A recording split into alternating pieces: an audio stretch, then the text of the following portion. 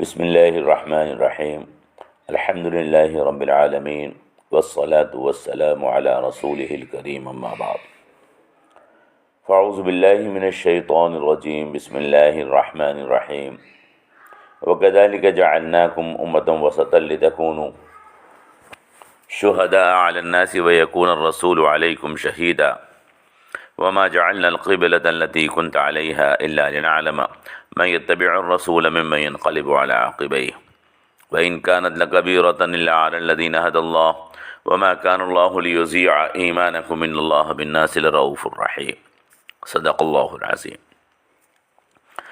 برادران ملت اسلامیہ اور عزیز بہنوں، السلام علیکم ورحمۃ اللہ وبرکاتہ۔ آج کے درس میں ہم تحویل قبلہ کے سلسلے میں گفتگو کریں گے۔ ہجرت سے پہلے حضور نبی کریم صلی اللہ تعالی علیہ وسلم جب مکہ میں تھے تو آپ نماز اس جگہ پڑھتے تھے جہاں سے کعبے اور بیت المقدس دونوں آپ کے سامنے رہتے تھے۔ جب آپ ہجرت فرما کر مدینہ تشریف لے آئے تو ایسا ممکن نہ ہو سکا، کیونکہ مدینہ مکہ اور بیت المقدس کے درمیان میں ہے۔ اگر کعبے کی طرف چہرہ کیا جائے تو بیت المقدس کو پشت ہو جاتی ہے، اور اگر بیت المقدس کی طرف چہرہ کیا جائے تو کعبے کو پشت ہو جاتی ہے۔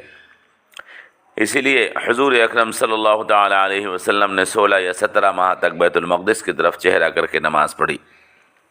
حضور کا طریقہ یہ تھا کہ جب تک قرآن پاک میں کوئی حکم نازل نہ ہو جاتا، آپ توریت اور انجیل کے مطابق عمل فرماتے تھے۔ جب حکم قرآن میں نازل ہو جاتا تو آپ قرآن پر عمل فرماتے تھے۔ عربوں کے دل میں کعبے کی محبت ہے، اس وقت بھی تھی اور آج بھی ہے۔ ان کا دل چاہتا تھا کہ ہمارا قبلہ کعبہ ہو، مگر حضور نبی کریم صلی اللہ تعالی علیہ وسلم نے جب حکم دیا کہ ہم بیت المقدس کی طرف نماز پڑھیں گے تو سوائے اطاعت کے کسی بات کی گنجائش نہ تھی۔ خود حضور اکرم صلی اللہ تعالی علیہ وسلم کے دل میں بھی یہی خواہش تھی کہ ہمارا قبلہ کعبہ ہو، مگر اللہ کے حکم کے سامنے حضور اپنی مرضی اور خواہش پر عمل نہیں کر سکتے تھے۔ مسلمان زیادہ تر عرب تھے، وہ جانتے تھے کہ کعبہ حضرت ابراہیم اور حضرت اسماعیل علیہ السلام کا قبلہ ہے، اسی ان کے لیے بیت المقدس کی طرف منہ کر کے نماز پڑھنا شدید آزمائش اور امتحان کا موقع تھا۔ مگر حضور نبی کریم صلی اللہ تعالی علیہ وسلم کے حکم کے سامنے سوائے اطاعت اور فرمانبرداری کے کچھ اور وہ نہیں جانتے تھے۔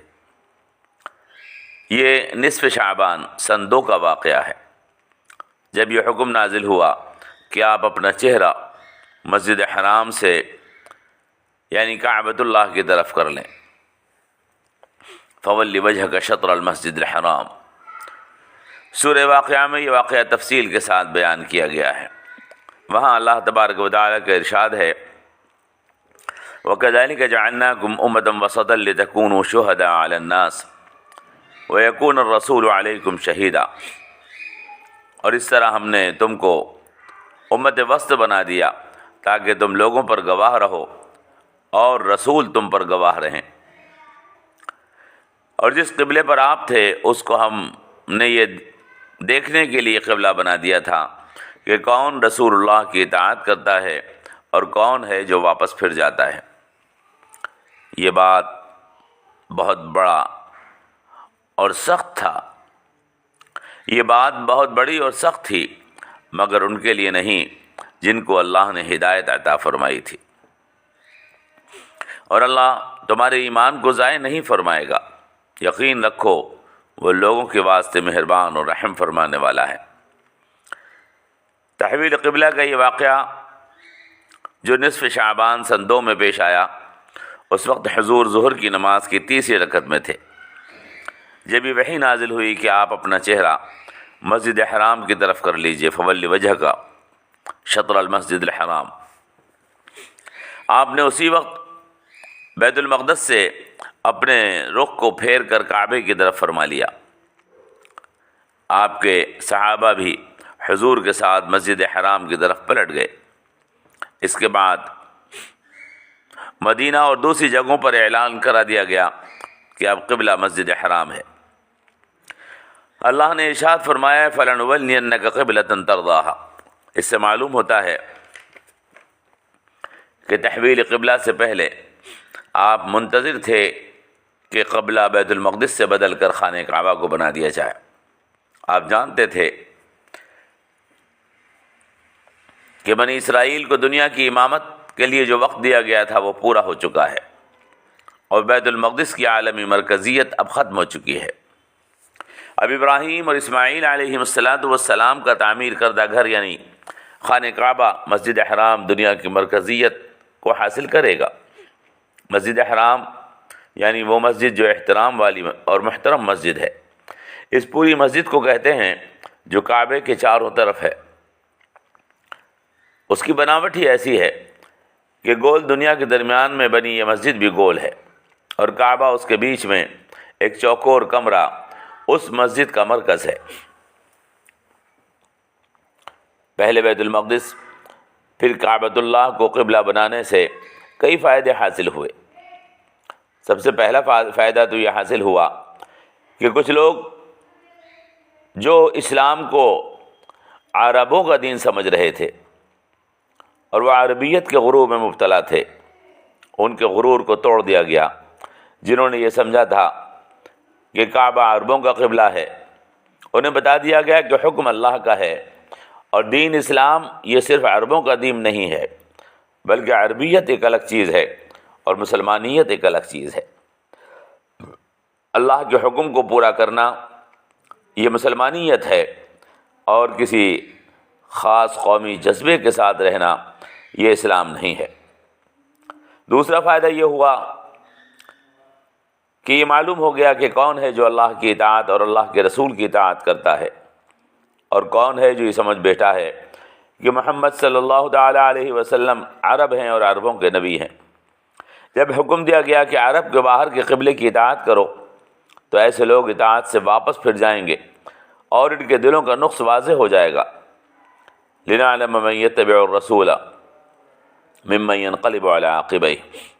بیت المقدس کو بدل کر کعبے کو قبلہ بنانے سے یہ بتانا بھی مقصود تھا کہ بنی اسرائیل کو دنیا کی سرداری سے باقاعدہ معزول کیا جا رہا ہے۔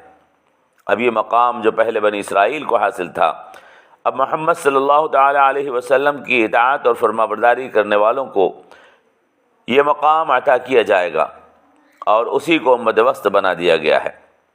امت وسط کا لفظ اپنے اندر بہت گہرے معنی رکھتا ہے۔ اس سے مراد ایک ایسی قوم ہے جو عزت والی اور شرافت والی ہو، جو عدل اور انصاف پر قائم ہو، جو اپنے کردار اپنے اخلاق سے عادل اور مقسط ہونے کا ثبوت دے کر دنیا کے سردار ہو۔ وہ تمام قوموں کے درمیان ہو، جس طرح قاضی اور جج لوگوں کے درمیان ہوتا ہے اور ہر شخص اس سے قریب ہونے کی کوشش کرتا ہے۔ اسی لیے اب مسلمانوں اور حضور اکرم صلی اللہ تعالیٰ علیہ وسلم کی امت کا حال ہے کہ امت وسط اس کو بنا دیا گیا ہے۔ دنیا میں نیکی اور راستی، سچائی، عدل اور قسط، توحید قائم کرنے کی ذمہ داری اب اس امت پر ہے جو تمام قوموں کے درمیان یعنی محمد صلی اللہ تعالیٰ علیہ وسلم کی اطاعت گزار ہے۔ پھر یہ بتا دیا گیا کہ تم بحیثیت امت وسط دنیا پر گواہ ہو اور تم پر رسول اللہ گواہ ہیں۔ تو اس کا مطلب یہ تھا کہ دنیا اور آخرت میں تمہاری حیثیت حضور نبی کریم صلی اللہ تعالیٰ علیہ وسلم کا امتی ہونے کی حیثیت ہے۔ اس کے علاوہ تمہاری کوئی اور حیثیت نہیں ہونی چاہیے۔ تمہاری کوئی قومی، علاقائی یا ملکی شناخت نہیں ہونی چاہیے سوائے اس کے کہ تم جناب محمد رسول اللہ کے امتی ہو۔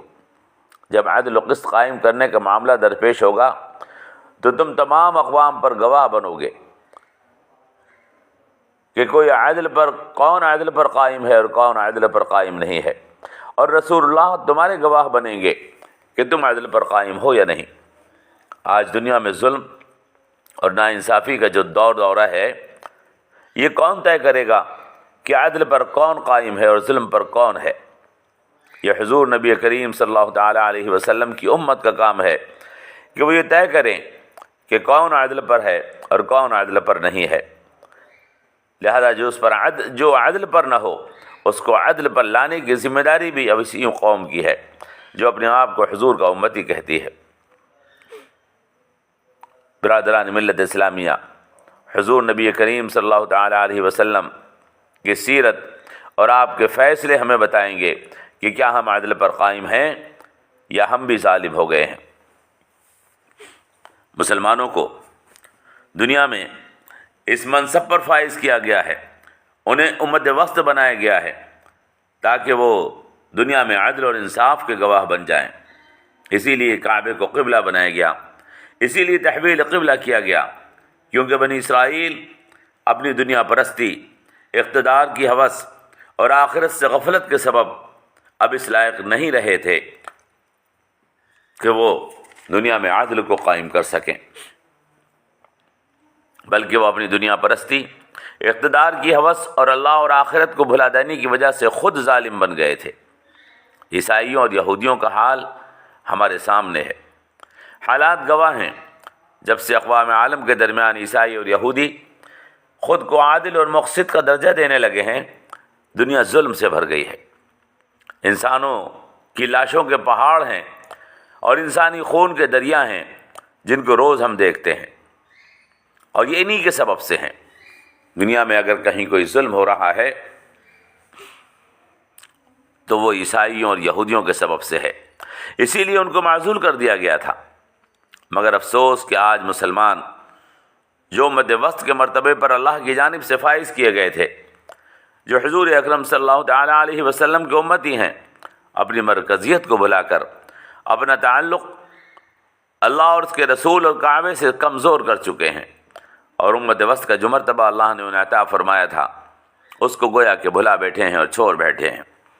نفس پرستی، دولت پرستی اور خود پرستی جیسی مہلک بیماریوں میں مبتلا ہیں، اور ذلت اور خواری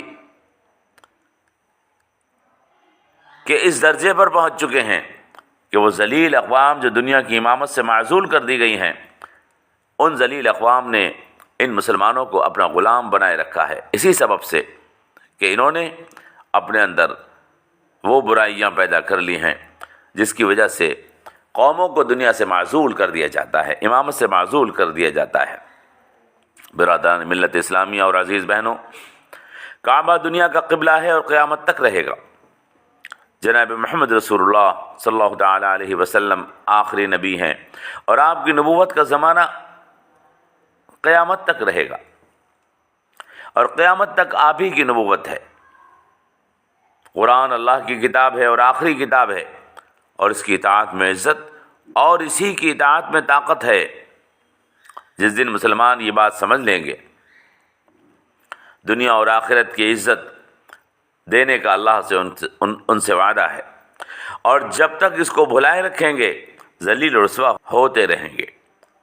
اللہ نے عزت کا وہ وعدہ نام کے مسلمانوں کے ساتھ نہیں کیا، بلکہ ان مومنین سے اللہ نے عزت کا وعدہ کیا ہے جو کعبۃ اللہ کو اپنا مرکز تسلیم کریں اور رسول اللہ صلی اللہ علیہ وسلم کو آخری نبی قبول کریں، جو اللہ کو اپنا معبود اور حاکم تسلیم کریں، اور قرآن کریم کو اللہ کی کتاب جس کی اطاعت اور فرمانبرداری کی جائے مان لیں۔ اب حکم صرف اللہ کا ہے، اور یہ حکم اللہ کی کتاب قرآن کریم کے اندر بالکل واضح طور پر موجود ہے۔ جو اس کی اطاعت اور فرمانبرداری کرے گا وہ اللہ اور اس کے رسول کی اطاعت اور فرمانبرداری کرے گا، اور جو اللہ اور اس کے رسول کی اطاعت اور فرمانبرداری کرے گا اللہ تعالی نے دنیا اور آخرت کی عزتوں کا وعدہ اس سے فرما رکھا ہے۔ وما علینا الا البلاغ، والسلام علیکم ورحمۃ اللہ وبرکاتہ۔